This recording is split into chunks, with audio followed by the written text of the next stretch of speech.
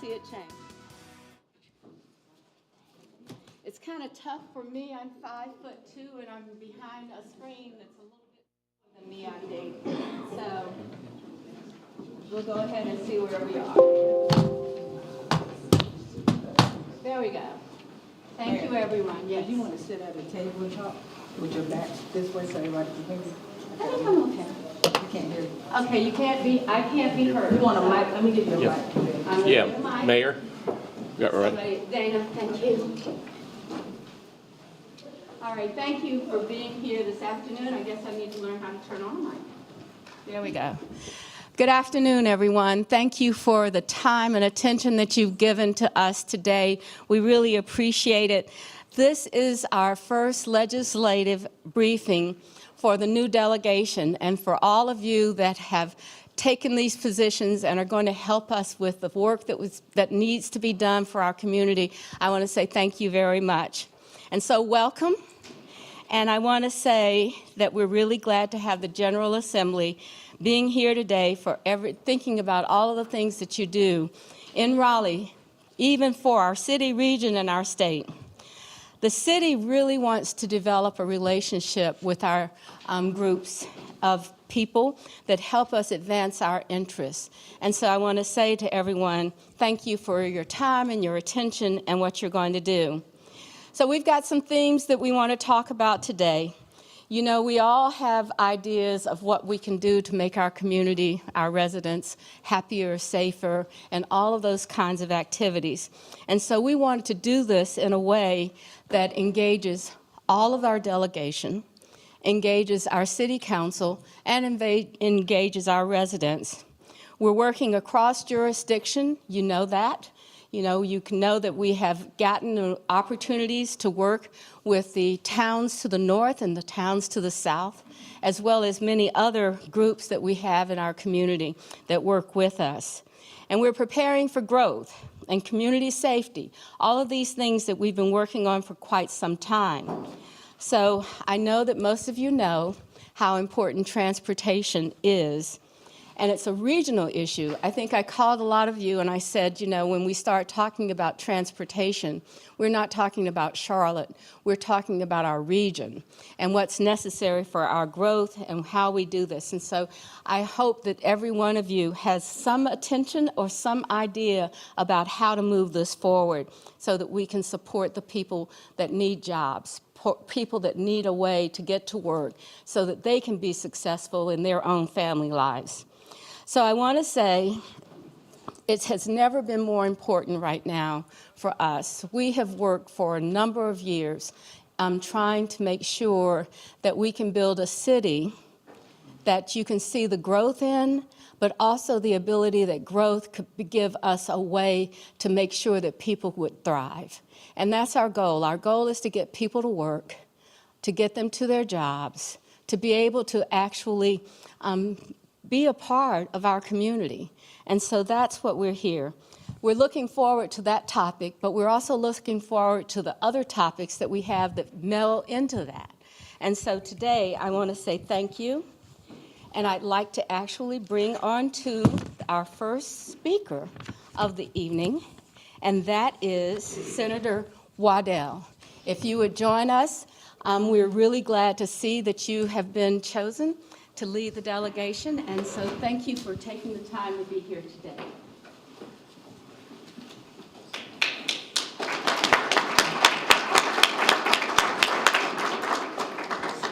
I want to thank the mayor for that wonderful introduction. And I want to thank all of you who are here today as we talk about transportation, as we talk about working together and moving forward. We know how important it is in Raleigh when we address the needs of our communities, when we think about the citizens and our constituents who are in these areas. We're here to listen, we're here to move forward, and we are here to serve. You elected us to serve you, and that's what we're going to do. We're going to be open with our ears, with our eyes, and do the research that's necessary so that we can move forward and so that we can work together and so that we can listen and we can take on the agenda that you've assigned us to do. We always listen, we're productive, and we want to always be able and willing to serve.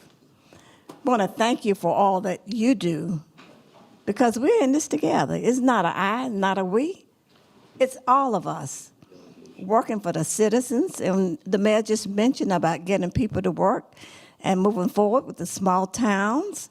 She also mentioned about how important transportation plays when people can get to work and get out of their cars, and when they can really enjoy the things that you've planned so that things are peaceful and so that things move smoothly.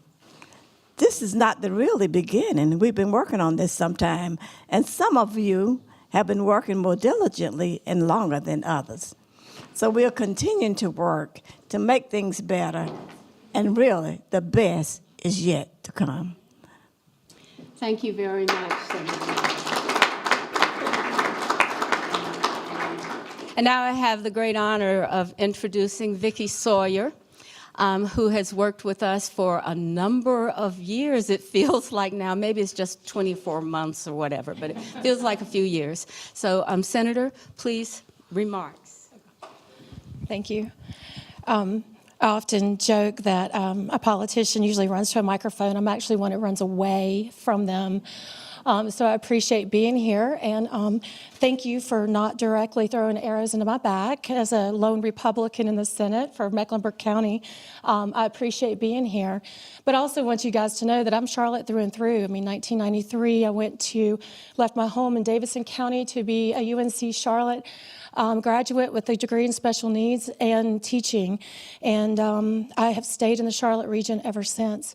And as Mayor Lyles knows, transportation is very important to me, and as my job in that the folks in northern Mecklenburg and Iredell County have elected me to do is to help transportation networks not only in our own district but also statewide. And I hope you'll see that approach as we move forward through this next upcoming.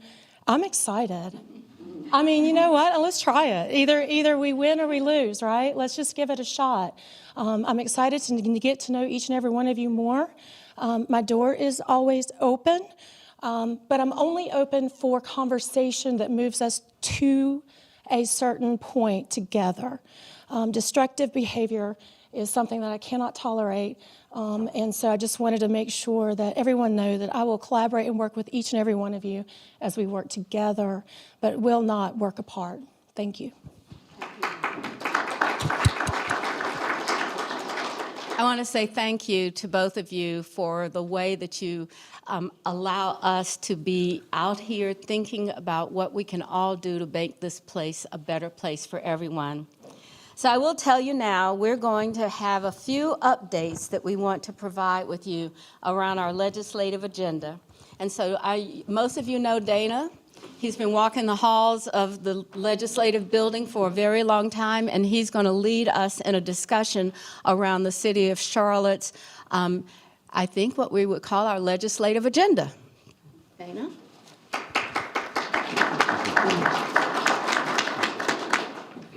Thank you, everybody. It's really nice to be here today.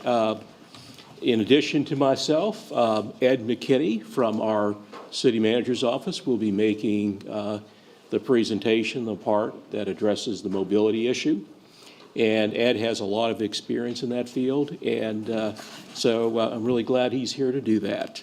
But one thing I'd like to bring up to you first is an update of all the efforts that the city and the staff put in to helping out Western North Carolina in the wake of Hurricane Helene. There were quite a few resources that were deployed from Charlotte Fire, from Charlotte Mecklenburg Police Department, Charlotte Water, to help out with the recovery efforts and also with the rescue efforts as well. And in fact, in a few weeks, on the 26th through the 29th, the Charlotte City Council will be holding its annual strategy session in Asheville to help support the area. They were very, very happy that the City Council will be coming up there. And I heard all about it last month at the Metropolitan Mayors Association meeting, and just heard it from the mayor and from others who were in the room from Asheville. They were just very, very pleased about that. Dana, before you go to the next one, I failed in my MC role to have everyone so that we all know each other, to have everyone introduce themselves. And so I know that we have just heard from Senator Waddell and Senator Sawyer, but I'd like to go ahead and have us go around each table and make sure that we have our names and people know who we are. Good afternoon, everyone. I'm Luana Mayfield. I serve here on Charlotte City Council as an at-large member. Good morning, everyone. I'm Becky Carney, representative. I've been in the House and in my 12th term. I know you wonder what's wrong with her.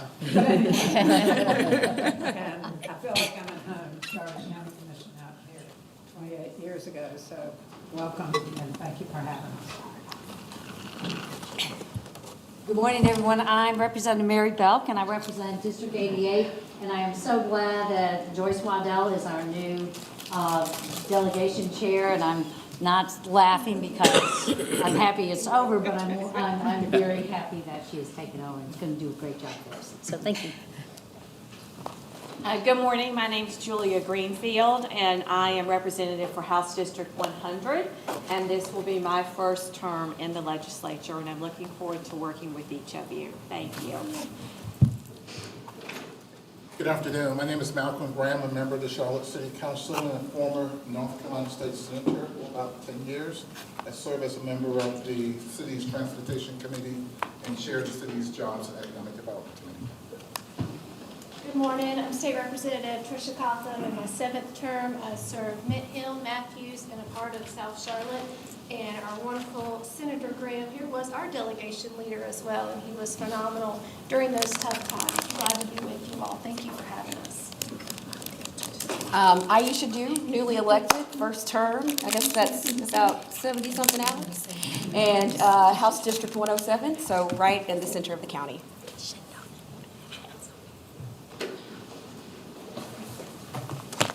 Hello, everyone. Glad you're here. James Mitchell, Charlotte City Council.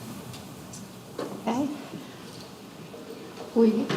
Hello, everyone. My name is Caleb Tedros, representing Senate District 41. This is my first term. A lot of familiar faces from when I interned here about 5 years ago. Good morning, everyone. Good morning, Madam Mayor, City Council, and the council staff. Thank you for all your service. My name is Mushaba Muhammad. I serve the people of Nottingham County, study in Senate. Good afternoon, everybody. My name is Representative Jordan Lopez, serving in my first term representing House District 112, which is the East Charlotte area. Looking forward to working with each of you, and thank you for having us, Mayor Lyles.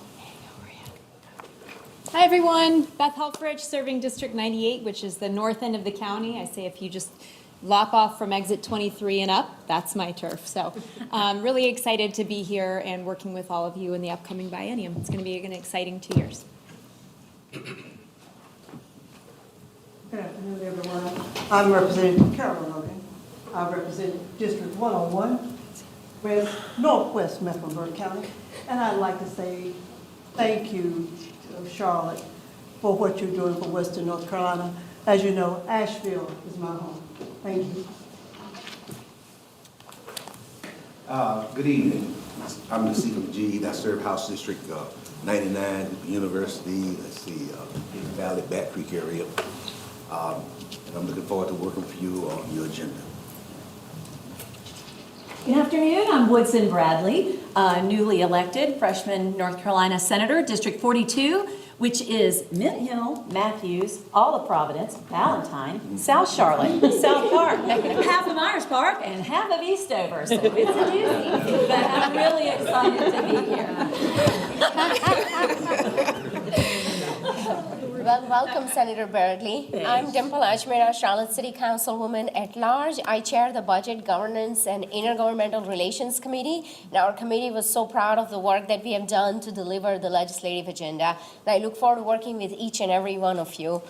Thank you. Hey, good afternoon, everyone. My name is DeAndrea Salvador, proudly serving in Senate District 39, which is right to the west of Senator Bradley, so Southwest Mecklenburg and Charlotte area, and thank you so much for having us here today. Good afternoon, everybody. My name is Ed Driggs. I am a Charlotte City Council member for District 7, which is the south of Valentine area between Matthews and Pineville. I chair the Transportation Planning and Development Committee, which means that a lot of what we're going to talk about here is very relevant. I'm also a member of Mr. Graham's Jobs and Economic Development Committee, and a former two-time chair of our Intergovernmental Relations Committee, which means I've spent quite a lot of time in the past walking the halls of the General Assembly, and our relationship with Raleigh is of particular importance to me. I'm very, very pleased to be here today. Thank you. Yes, please. Introduce yourself. Hey, what are we saying on the Your name and who you are. Okay. Hey, y'all. I'm Marjorie Molina. I have been on council. This is my second term. I represent the East Side, District 5, and nice to meet you. Well done. Good job. Hi, I'm Laura Budd. I represent House District 103, which now consists of a few streets in Matthews, Valentine, Pineville, South Mecklenburg, and a few streets in South Charlotte, so much like Senator Bradley. Pick your poison. Good afternoon. My name is Victoria Watlington. I see many familiar faces. Hello again, friends. I serve on Charlotte City Council at large, as well as the chair of the Housing, Safety, and Community Committee, and have the pleasure of serving under Mr. Driggs on the Transportation and Planning Committee. Hello, everyone. Good afternoon. My name is Tijuana Brown. It's an honor and privilege to serve Charlotte City Council District 3. Unapologetically, thank you. Tarek Kari, City Council District 6. All right. Did we miss anyone? Feel free to stand up if you were missed so that we can make sure that we document this wonderful occasion. So with that, we will now go to the staff review of our legislative agenda. Hello again. Let's go ahead and get into our legislative agenda. We do have, just so you know, we are looking at issues that address our Safe Communities vision, addresses being prepared for growth, but also we will have an update on a breaking topic that you all have been dealing with for the last in the last part of the 24 General Assembly. First thing, update. A couple of years ago, legislation went through that enabled cities, all cities, to establish civilian crash investigation programs without having sworn officers. Okay. I think we need more volume here. Is Amanda, can you help out with this? I think if I speak closer to the microphone, you all maybe, that's better. I'll just have to lean over. I'll have to hunch over. I'm good. Thank you, Amanda. Thank you. Yeah, 2 years ago, the Civilian Crash Investigation Program legislation passed. And like a lot of other police departments around the state, Charlotte-Mecklenburg Police got on the job and started training the investigators. And that program just launched. And it's a good idea that it just launched because these stats are really pretty stunning to me. Over the last 3 years, 71% of all car crashes are minor. And these are the type of crashes that the civilian investigators can handle. And sworn officers were working about 40,000 hours foreign resources we can put onto more pressing matters.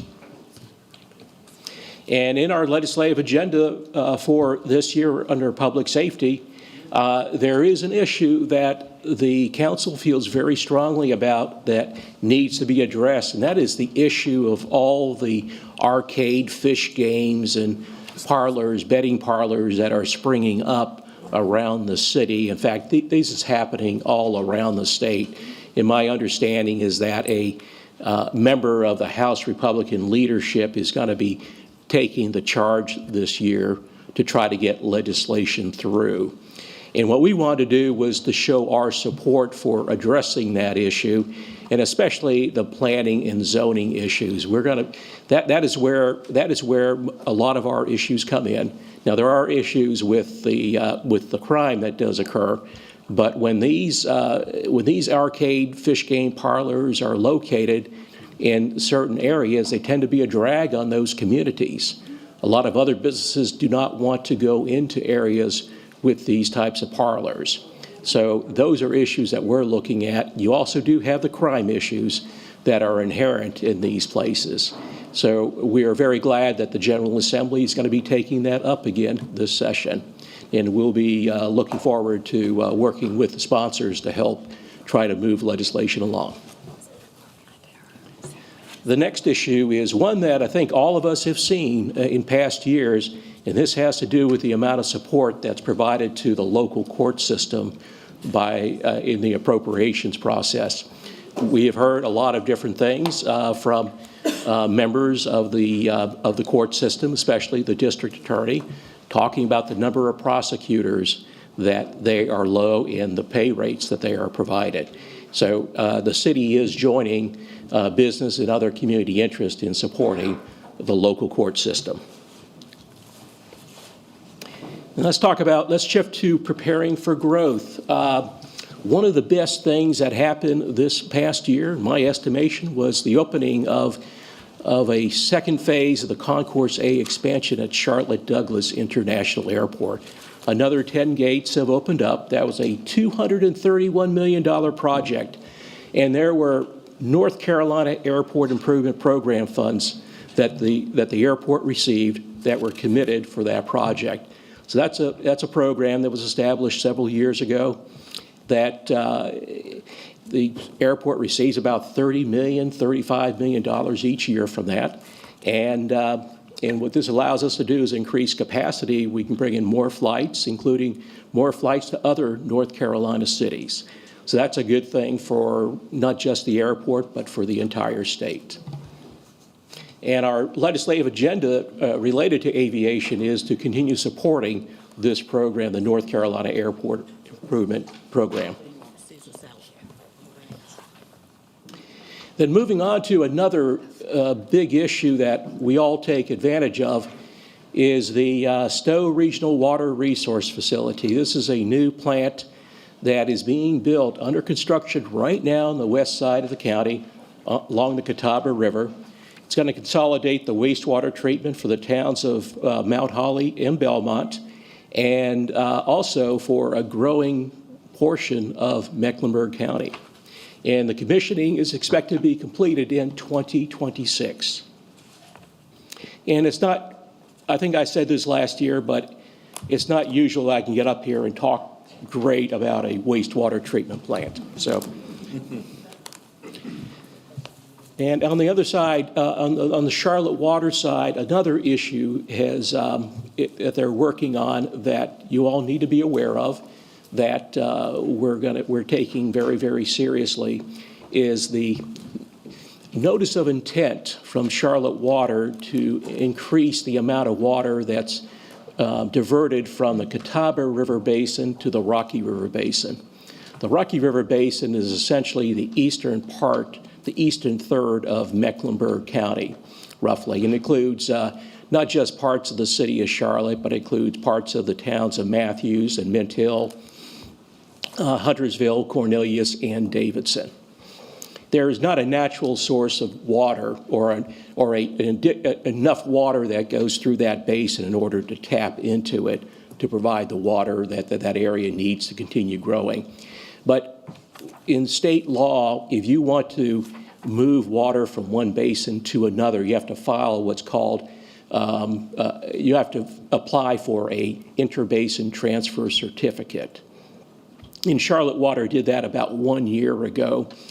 And other systems around the state are doing likewise, just like the town of Mooresville is.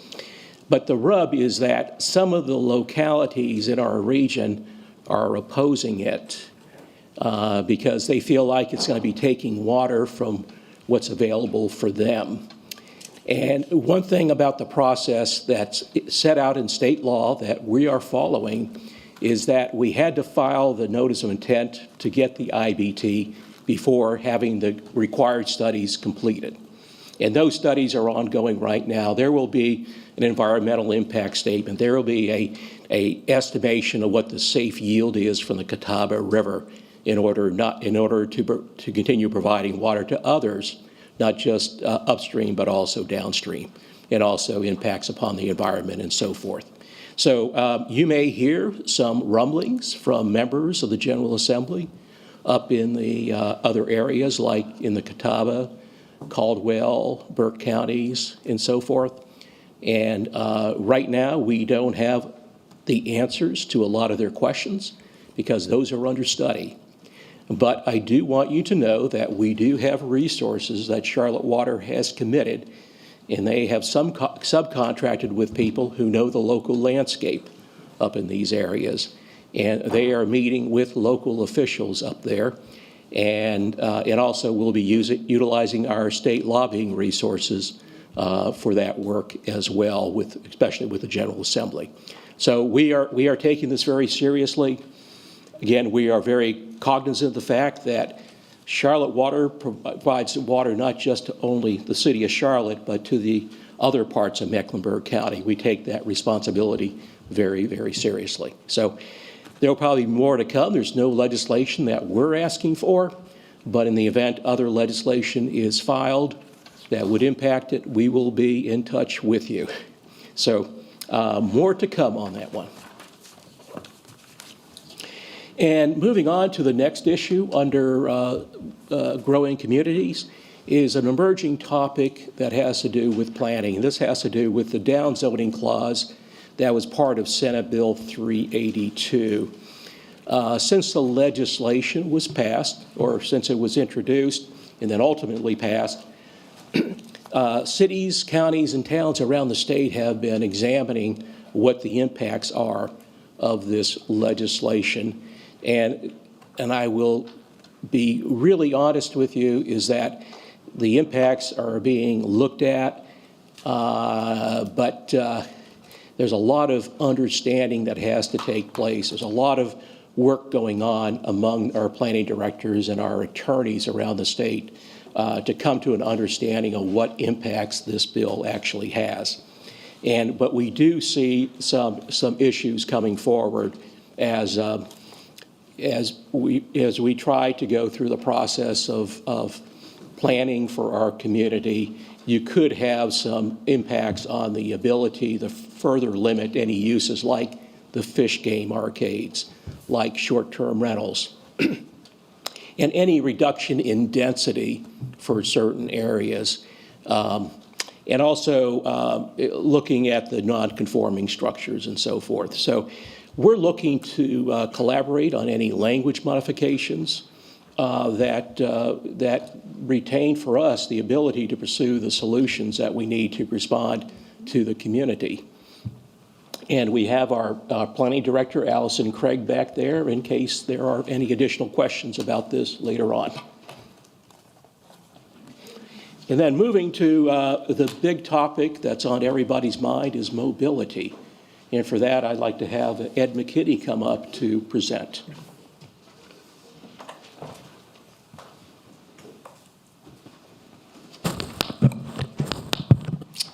Thank you, Dana. Again, Ed McKinney with the Charlotte City Manager's Office, and certainly this is a great opportunity to provide an overview of essentially multi-years of work and collaboration, but certainly a lot of big events and conclusions that have happened last year to get us forward.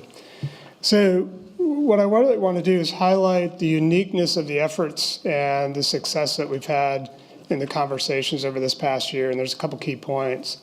One is this is a result of a multi-year regional collaboration. There's been a lot of work, again, over multiple years, but certainly some intense work that has happened this past year with the managers of the city, the county, and the towns to really dive into this strategy. A couple of really key big milestones that happened as part of that work is the update of the MTC's interlocal agreement, sort of reestablishing that working relationship. A lot of work. It was a big lift to get that adopted and supported by the communities. And then finally, this work is to where we stand today around the draft legislation. So that collaboration to set really a funding strategy to move us forward. And it was really important to get that support across the county, and successful in getting the majority of our jurisdictions to support that publicly this past fall. Secondly, this is unique in its approach from a funding strategy, so it's multimodal, and I'll talk about the reasons for that in a couple of different ways, and I'll also reference some success that we've seen around the country in successful sales tax referendums. It's multimodal, so it touches roads, it touches our bus system, and it touches our rail system. Roads certainly is important because of the needs that we have across the county and the city and the town. So we all know that growth is pushing our infrastructure in a way that is requiring us to think differently about how we invest. And that's across things like safety, that across things like sidewalks, street lighting, certainly congestion mitigation, but it's really across the board, some of the basic needs we need in our roadway network. Dedicating bus funding is also a really important part of this strategy. So CATS has been working on their better bus system, the Envision My Ride. All of that is leading to a really innovative and forward-thinking approach about how we invest in our bus system. I'll talk a little bit more in detail, but that's frequency, that's amenities, that's microtransit, some really unique things that we're seeing across the country that we think we can invest and apply here in our city with the right funding strategy. And then certainly rail, and that's giving us the ability to move on the priorities of our 2030 transit system plan, but again, do it in the balance of our multimodal approach. Lastly, and this is really unique across the country, it takes that road funding and empowers all the local jurisdictions, including the city, to utilize those funds in a way that reflects the needs and priorities they have individually. We have, I think, certainly similar needs across the county, but every city, every town has their unique situation, unique scale, and unique context. So this is a unique way to essentially empower our local jurisdictions with this funding strategy to address the needs that they have in each of their jurisdictions. Now let me go into the detail. There's a lot here to unpack on this slide, and certainly a lot of these details we've discussed before. But let me highlight again a few things. First is the scale. So it's really important to sort of pause on that number at the top, 19.4 billion. That is one of the biggest efforts that we will see across the country in the next several years. So we should take that pause for a moment and realize that opportunity. We are one of the fastest growing cities in the country, in the region, and having this source of funding is really a way to continue for us to be successful and to address the transportation infrastructure the needs we have over the next 30 years. Again, it is multimodal, so I want to talk a little bit about the details of that. It defines 60% of this funding for roads and bus investment. And again, that's across the needs we have for our safety, our sidewalks, our street lighting, congestion mitigation, expansion of our roadway system. And again, it includes a bus investment on that road network. That road network is the foundation of a good transit plan, and the vision that we have for our bus system builds upon that foundation. A key part of that foundation in the bus system is microtransit. I want to emphasize that the funding that you see on this slide is essentially set up to implement the vision that CATS has put forward in their better bus system. Frequency, additional frequency on our high priority corridors, amenities, physical amenities to make our bus stops and our transit stations essentially dignified for our transit users. As we all know, we've got many bus stops across our system that simply aren't up to the dignity that our transit riders deserve. This gives us the funding to do it. And then microtransit, we're about to implement, as I think many of you know, the microtransit in the northern towns. This is first, last mile. This is door-to-door service, and this is the ability to put that service across the county in a way that we've never done before, putting it in places that don't have and are almost impossible to serve from a typical transit standpoint. This will give us coverage in a way that we've never seen before. It requires certainly a scale of thinking that this funding would give us the ability to do. And then certainly 40% of this funding is dedicated to rail. That gives us the ability to first and foremost implement the red line, but then work to prioritize our other corridors and invest in them given that scale of funding opportunity. Last part of this slide talks about the federal funding dollars that we can leverage. Again, that $19.4 billion gives us the ability to potentially pull down another $6 billion, invest in our transit system, and really make us competitive across the country with a local source and a local match to take and essentially take advantage of the federal funding that will be available. And this is, not just the current period of time, but over the next 30 years. This gives us the ability to really take advantage of that funding opportunity. The last thing I wanted to say about this slide, and many of us on staff have been able to spend over the last year some deep dives with other cities across the country that have taken this approach. We've talked with the city of Phoenix, we've talked with the city of Nashville, Columbus, all three of which had successful sales tax referendums just this past fall. They have all taken this approach. So this notion that the way we invest in transportation is multimodal. Just like us, they have all the same needs. They need transit service and extension, but they also have the same kind of roadway needs that we have, and their transit funding and strategy reflects that. And I think we're excited to say they were all successful. That this past fall, all three of them were successful. We talked about why and how they were successful, and the first thing they told us was this approach, that this resonated with the community. It reflects the needs that they have and was really the right way for their needs to move forward with funding. So it gives us a path forward and certainly some lessons to learn as we move forward with this effort. Let's talk a little bit now and focus in on the road piece, which again, it's important to think about the scale. I've sort of highlighted a couple numbers here. This is a large, significant amount of funding over a 30-year period. As I know council knows, we've talked with our city council over the last couple of years. We're working to really define certainly the needs that we have and our approach and our strategy for investing in those needs. Those needs are immense and go beyond our current funding strategy and our current funding ability. And this investment gives us the ability to take a big step in dealing with those needs. And certainly, again, at different scales, the towns have the same needs at their own, in their own context. If you look at their plans, they're just like our plans. They're just at a different scale. We all have the same safety concerns. We all have the same concerns about congestion and pedestrian safety and convenience. So these plans are the same. We all just need the right amount of money to invest in them. Emphasize again, those dollars through this sales tax would go directly to the towns, directly to the city, to invest in their own way with their own priorities. It's also a commitment the city has made to extend that investment in the ETJ and the county to address some of the existing needs that are out there on that roadway system. It's an annual revenue. What you see here is year one. The total there is $7 billion over 30 years.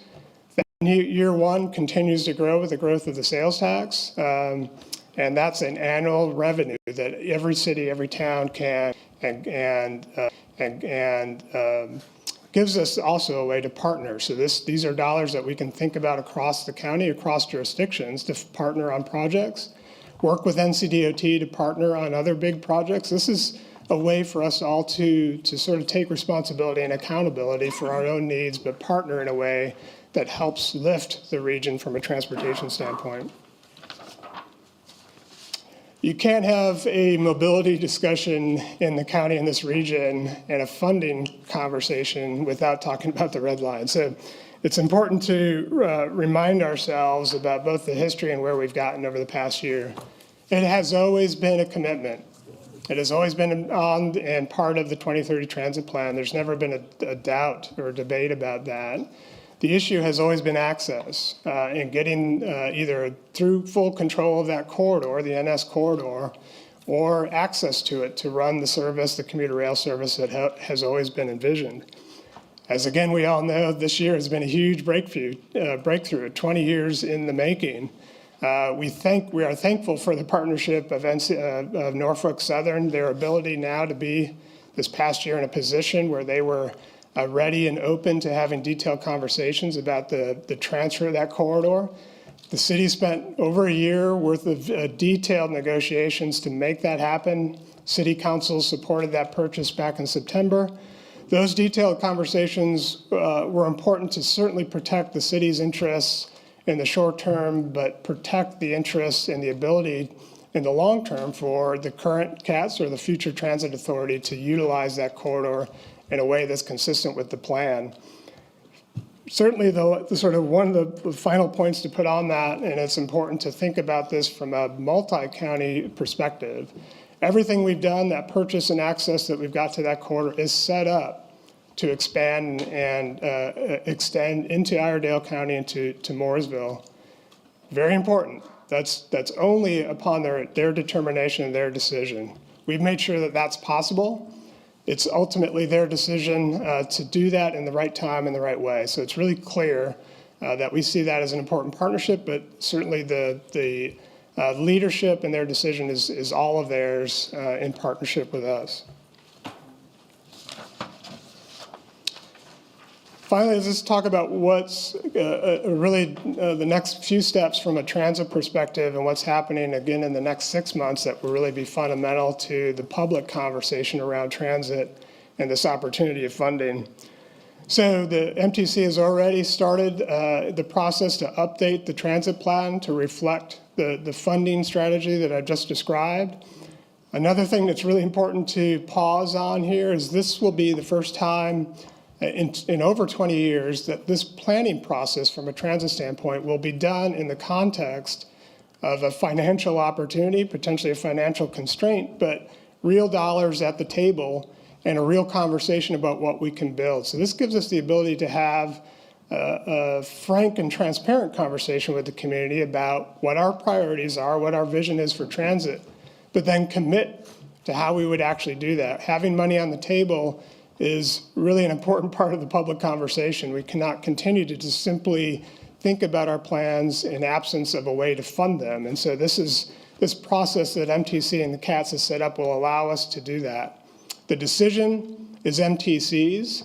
That includes essentially representation, elected representation across the county, the towns, the city, and the county that gives us both a public way through a public conversation and ultimately a decision that the MTC will make about that plan. There will be certainly hard decisions, right? The financial constraint and the structure of that funding strategy is real, and it will require detailed analysis that's already underway with the MTC, public conversation, and ultimately a decision by the MTC about what that plan looks like. That sets the stage for ultimately a broader conversation. As we all know, the hope and the intent that we would have the ability to let the public decide on this later this year with a true transit plan, a real transparent and honest way in which we can implement that plan with the right funding, a real sense of what we could do with the other dollars for our towns and our city around road transportation, weaving those things together and talking about the community about that funding, their support, the public support for that funding strategy, and essentially a vision for our mobility investment over the next 30 years. Our intent, our hope is that we can continue that conversation in the next several months and through this year to conclude in November with the hope of having the public weigh in on and essentially make that decision for themselves. With that, I will stop. I think it's time to put it back to the mayor and open up for discussion. Thank you very much, Ed. I think Ed knows this by heart. He could do this in his sleep. But we, as a community and as the elected officials here, we really are at a point in our agenda that we want to hear from you, what you have heard and what you see as opportunities for us. So I'd really like to start with our Senate leaders and members, and then go back to our House leaders, and we would be glad to address any question that you have to be able to think about what we've been discussing, and I think especially as we're talking about the red line. So I'm going to open this up to Senator Sawyer and Senator Dial. There we are, we're back in the back. Would you like to begin with us? No, go ahead. Go ahead, Andrew.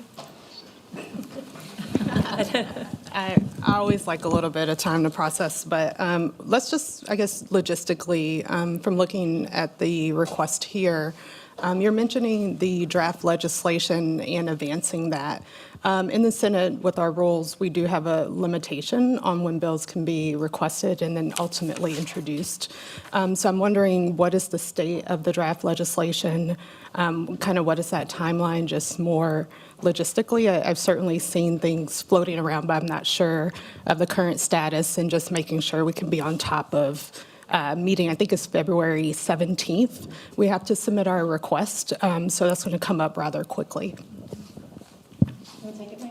Oh, no, I'd love for the senator to take this. Thank you. I think you Thank got you. a little bit more of a leadership in this one. Thank you. It's always a joyful day to come down to the city of Charlotte and be put on the hot seat. So, yeah, thank you for that question. And we have been working through the draft legislation. Nothing is really different than what the media has reported. I don't know that there's anything changed. The one thing that will never change is bill drafting and their ability to get it out quickly. And so I can tell you that the draft had been submitted a while ago, and we are awaiting their response. But I have not seen anything come back from them. Any other questions or comments? Ideas that you think that we should incorporate or that we should not incorporate? Anyone? All right. It is an open question, and I have Ms. Budd here, who's raised her hand. I'm sorry, Ms. Budd. Thank you. The green is on. Green is on. I thought so, but it was just on, so I thought it would be positive. I had a question with respect to our airport. So as one of the largest growing cities in the nation, the Charlotte-Mecklenburg metropolitan region, as I refer to it now, does not have a line from the airport into Uptown, which is critical for growth as the economic powerhouse in the state. And by that, I don't just mean the city of Charlotte and Mecklenburg County. I'm talking about the adjacent counties around us and the growth that they are seeing. Where are discussions with respect to that aspect when we talk about mobility? All right, we're going to ask our airport director to address that. Who luckily happens to be sitting beside of our CATS director. I'm so glad that I timed that while both y'all were here. So Haley and I have worked together for a long time, and we always appreciate our collaboration and partnership. I can assure you, as we look at the Silver Line, we at CATS, as well as at the airport, are focused on creating a connection, fast, reliable service from Uptown Charlotte, the rest of the region, into the airport, so that not only can airport employees have good connections as well as passengers, but that is something we're focused on and have been focused on. And from the airport perspective, I can tell you that we're very enthusiastic about the opportunity to have the Silver Line. We think it will be great for our employee base. We think eventually it could see some ridership from certain types of passengers, depending on where they're coming from. But it's definitely an asset that we look forward to having one day. All right. Any further comment on that? Okay. Other questions or comments? Did I hear someone? Yeah, had a question for the following up on the airport piece. The MTC meets in February, I believe, to kind of the things that they go over alternative plans, correct? And just out of curiosity, is there any consideration for rethinking what the Silver Line to the airport looks like? Boston, for example, has a Silver Line, funny enough, from its airport, but it's bus. It's not so much bus rapid transit, but it's buses that operate on a pretty higher frequency. They're segmented buses, so they have a higher capacity, and they also operate for free from the airport to downtown, not free from downtown to wherever else they're going, but just as an alternative for, I know there were concerns about taking rail all the way to the airport and that it was going to have to stop about a mile or so away. Maybe there's a way to kind of thread the needle to get connections all the way to the terminal itself, back to wherever people need to get to. For many years, the airport has had a plan in place, and the parking lots have even been designed around the effort to have electric transportation of some kind. And I say of some kind because depending on when the year is that this occurs, that is to be determined. However, I can tell you that the airport is encroaching on Wilkinson Boulevard, and it will continue to move closer to I-85. So we are planning for the future of the airport by locating the Silver Line where it is now. Brent can speak to exact alignment or any further details about that, but that's the airport's position for many years, and it hasn't changed. Yeah, when we think about the Silver Line and the MTC meetings, when we think about all of the rapid transit corridors, which the Silver Line serves two of those, southeastern and the western corridor, we'll be meeting with the MTC on January 22nd is our next meeting. We'll be talking to them. We've spent the last 2 or 3 months working through our financial model. And now that we've updated the financial model, we'll really be talking to them about options and alternatives for how to serve the corridors, the Silver Line Western Corridor to the airport, as well as the Silver Line Eastern Corridor. But all of that's going to be in context of financial feasibility, right? We need to bring forward options and alternatives, both to the MTC and to the community, that meet their needs, but also can be built, that are financially feasible to build. And the start of that conversation with the MTC and then ultimately with the public is January 22nd. That will be a multi-month process as we go through understanding, working with the MTC to understand those alternatives and with the community, and then ultimately asking the MTC to support an updated transit system plan. All right. Mr. Majid. Okay. I have a question. I was noticing on this mobility update on the red line, between the Charlotte Gateway Station and DeRuyter. DeRuyter is the first stop. But in between there, that's a long distance. And I noticed the distance going on up to northern Mecklenburg County. Is there a reason? Why isn't there a stop in between Charlotte and the DeRuyter station? That's a very long segment. I know I've gotten a lot of emails about that segment not being appropriate, so I'm sure that Brent has probably had the same opportunity. Or is that in the budget for future situation? I think it is something that we're beginning on this plan, and we are hearing from our residents, our neighborhoods, and talking through this. So, but I don't think that we have any specific on that one. Yeah, so CATS has heard that as well. So a couple points to make about the map that you see. So in transit speak, we have what's called a locally preferred alternative. That LPA is approved. So the LPA, the map that you see that we put up on the screen today, is the currently approved LPA. That LPA can be modified by the MTC, and that is the point of having these public conversations, so that as we understand community desires and we start to look at actual station placement, we can bring forward alternatives to the MTC. I would anticipate that we will have a conversation with the MTC about stations or about that segment of the red line there in the northern part of Charlotte or kind of closest to uptown. But that is a process that we need to engage in the MTC as we hear the comments that we are receiving currently. Okay. I also want to be very conscious that we said that we would talk about this for about an hour. Been giving you every opportunity. I expect that you have other things to do as well as mull over what we're trying to accomplish. So, but I want to go ahead and ask the members of the House if they had any questions specific. to this discussion.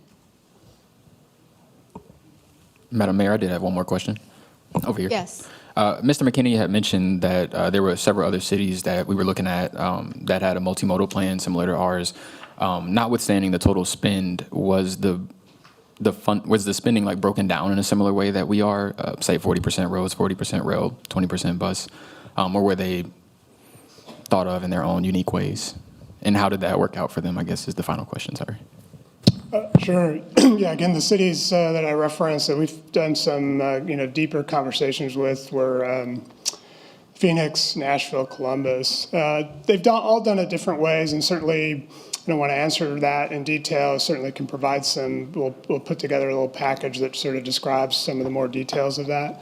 All of them were multimodal. They again, kind of divided it in their own ways. Some of them were more focused. Nashville, for example, was a completely bus investment with roads. Phoenix was a mix of those. Columbus was a bus investment with road as part of it. The success, I'll just reiterate, I think your question at the end, the lesson we've learned, and again, their success this past November was about a conversation that puts it all together, unique to each city, right? What I think we've tried to do here is put together the right strategy for Charlotte. All of those cities, though, have done it in a way that's similar in terms of looking across the modes to think about how you would invest. All of them are sales tax. All of them went to a public referendum. And again, one of the key messages they told to us was that multimodal strategy was one of the most important parts of their success. But certainly glad to, we could probably put together a little bit of a one page on that and provide a little bit more detail. All right. Thank you. Yes. Go ahead. Did you have a question? I guess in the beginning, even when we talked about the number of funds that we'll need for the entire project and had appreciation for the size, I think relative to other projects, are there any more kind of cost-cutting or cost control measures that we're introducing, or maybe even best practices from previous transit jobs, or even sort of best practices we learned from other projects around the nation in terms of cost control measures? I'm not sure if the manager wants to address that or Brent, because I know that we've had many people come in and provide for us. How did they do it? And it's been all the way up on the East Coast. We've also gone through Washington, D.C. and places like that. So we are including that. But I'm not so sure that we have anything specific today. It may be that we can give you some information about places that we have looked at and talked about how they have operated and how they were able to complete some of them. Phoenix was really pretty successful. But I think we went, Mr. Mitchell, did we go to see Phoenix like 20 years ago? 20 years ago? So you can see how some of this works. It does take a long time. It is something that we really have to invest in. But we can give you more information. Senator? Thank you. If you'll just allow me to do a little bit of a housekeeping moment, I want to thank the woman in front of me, Representative Becky Carney, and the other woman in front of me, Representative Tricia Cotham, for stepping up to be the two leaders on this in the House and for the Mecklenburg County delegation.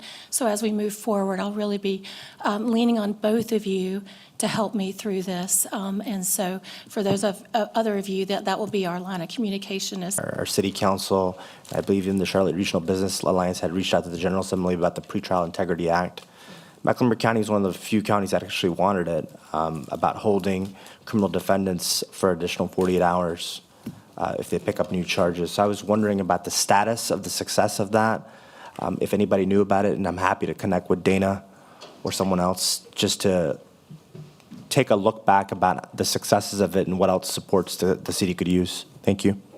Senator, I'd be glad to get that information to you. Unfortunately, our chief of police could not be here today. He was attending a funeral for an officer who had passed away, unfortunately. So I apologize for that, but I'll be glad to get you that information. And we'll be glad to send that out to everyone so that you all have the same information as we address the responses that you've requested today. Yes. I just want to reiterate what Senator Sawyer said about moving forward with legislation and that they already have bills and drafting. So all of us can contribute, and we have a committee that's already in place working with the business community here for that to take place. And was already mentioned that Representative Carney and Representative Cotham are already working, they've been working previously with legislation and with bills to move forward in this regard. Thank you. Thank you. Yes, Ms. Budd. Yes, I had a question, and it may be included in the materials that you're going to provide with respect to public safety, as I also had a question, and that was with respect to the city's efforts in youth and young adults, and where are the violence intervention programs, and how can we, as your legislative delegation, how can we help with those? Not just with respect to the city of Charlotte, but as a whole, as we know it's spread. Thank you very much. That's Thank a you. great question. Really appreciate that. We'll get that information, as we said, from a lot of our colleagues will be working with us this evening, and we can produce that information as well. I know that it is now 10 after 10, and we said that we would end at 10. So I want to know if one. I'm sorry. I'm looking at the clock, and it's 1 after, and I can barely see it. I don't have my glasses on. So it is now 10 after 1, whatever. And so I want to say to you that we greatly appreciate your time. Thank you so much for taking the phone calls to say, would you please come, because we believe this is important to our future. And I just want to say to all of you how much we appreciate your ability to help us work through the kind of issues that we believe are important to our city to be able to be as successful and continue to grow like we can, and to continue to have people that can thrive in this community, so that we can have people that go to work every day and have the opportunity to live with their families and housing. Every one of those initiatives are very important, and thank you very much for standing with us on them. So with that, I think we will have a motion to adjourn. I move for adjournment at this time. Second. All right, we have a motion and a second. All in favor, say aye. Aye. Thank you all very much for being here.